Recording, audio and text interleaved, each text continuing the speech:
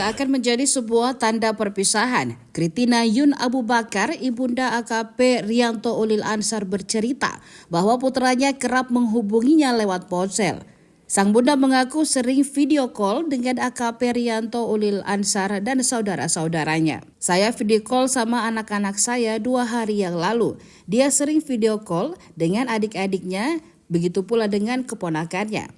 Kata Kritina, di rumah duka di Kompleks Antang Raya, Kecamatan Manggala, Kota Makassar pada Jumat 22 November 2024.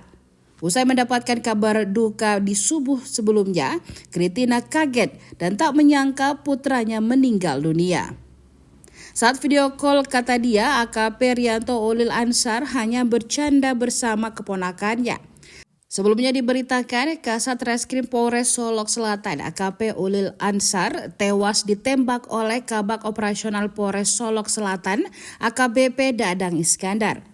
Peristiwa ini terjadi di parkiran Polres Solok Selatan, Sumatera Barat pada Jumat 22 November 2024. Kabar penembakan Kasat Reskrim Polres Solok Selatan AKP Ulil Rianto Ansar itu dibenarkan oleh Kapolres Solok Selatan AKBP Arif Mukti.